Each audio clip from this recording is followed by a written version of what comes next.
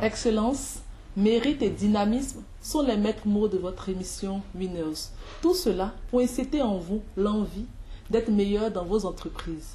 L'invité du jour est un jeune leader ayant un grand esprit entrepreneurial. Son nom, Gabriel Combasséré. En 2013, il a été le lauréat du concours national d'allemand organisé par le Goethe Institut. En 2014, il est l'un des finalistes au concours Angie Surprise pour jeunes entrepreneurs africains avec le projet Riblaneda. En 2015, récipiendaire du prix d'innovation Shiva Innovation Award. Bonjour Gabriel. Bonjour madame.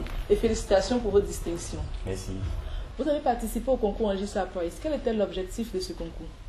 Ok, le concours Angie Surprise est une initiative engagée par African Leadership Academy, qui est une institution basée en Afrique du Sud qui se charge de former les jeunes leaders africains. Donc le concours Angie Sharp a pour objectif aussi de former les jeunes entrepreneurs africains. Donc c'est d'abord un concours, mais aussi une rencontre des jeunes entrepreneurs qui les permet de pouvoir échanger leurs connaissances, échanger leurs compétences. Avec quel état d'esprit êtes-vous allé à ce concours? Un esprit de compétition ou de gagnant?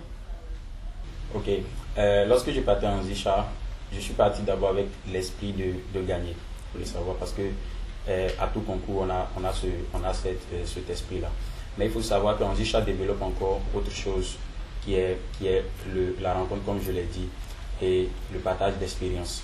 Donc, je suis parti en même temps avec l'esprit de gagner, mais avec l'esprit qu'Anzisha développe. Donc, j'ai pu voir que on va en même temps pour gagner et on va aussi pour créer un réseau, pour créer des amis, pour créer se rassembler. D'où vous est venue l'idée de votre projet Riblaneda? Et donc, le projet Riblaneda est une initiative que nous avons eue en 2011. Et cette initiative a pour objectif de pouvoir trouver des solutions innovantes au vivrier en Côte d'Ivoire. Que signifie Riblaneda? Riblaneda signifie, d'abord la prononciation réelle de Riblaneda, c'est Riblaneda. Donc cela signifie la nourriture fait l'homme et c'est en langue sénifo au nord de la Côte d'Ivoire. Okay. Nous nous intéressons à 3 secteurs du vivrier. Nous faisons la maïsiculture, la culture du manioc et aussi l'élevage, l'aviculture. Vous êtes un jeune leader africain. Barack Obama, lors de son récent passage au Ghana, a dit que l'Afrique n'a pas besoin d'hommes forts, mais d'institutions fortes pour se développer. Que vous inspire un tel discours?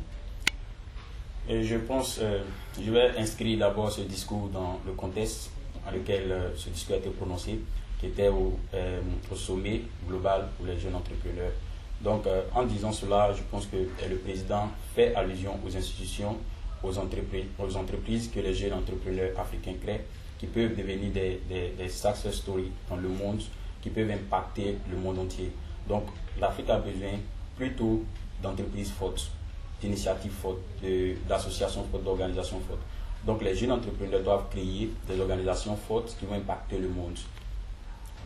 On parle d'entrepreneuriat, mais pour vous, est-ce que le manque de financement ne constitue pas une entrave à l'entrepreneuriat des jeunes en Afrique? Oui, le manque de financement constitue exactement une entrave à l'entrepreneuriat des jeunes en Afrique.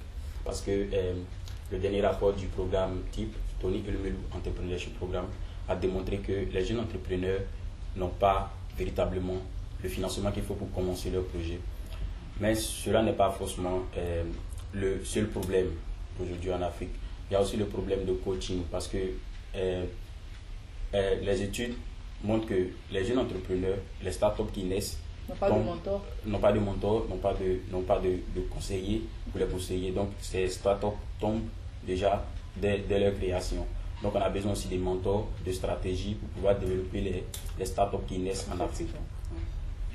Voilà, M. Combasséré, merci d'avoir accepté notre invitation. Une dernière question. Comment communiquer efficacement l'esprit d'entrepreneuriat aux jeunes Africains? Je pense que cette initiative a déjà commencé. Comment inspirer les jeunes à s'adonner à l'entrepreneuriat en Afrique. Donc il faut inspirer d'autres générations de jeunes avec des exemples de jeunes entrepreneurs, des success stories, ceux qui ont réussi dans l'entrepreneuriat, et pouvoir inspirer ces jeunes-là. Okay. Mais après cela aussi, il faut qu'on accompagne ceux qui vont avoir d'autres initiatives, les nouveaux qui vont venir dans l'entrepreneuriat, les encadrer pour pouvoir faire de leur entreprise ce à quoi ils rêvent de pouvoir atteindre Le succès. le succès. Merci. John Quincy Adams a dit: si vos actions inspirent les autres à rêver plus, à apprendre plus, à faire plus et à devenir plus grand, vous êtes donc un leader. Soyez alors le changement que vous voulez voir dans le monde. Winners, c'est tout pour ce numéro. On se retrouve très prochainement sur Ose Télévision, la chaîne 100% entrepreneuriale. We are winners, nous sommes des gagnants.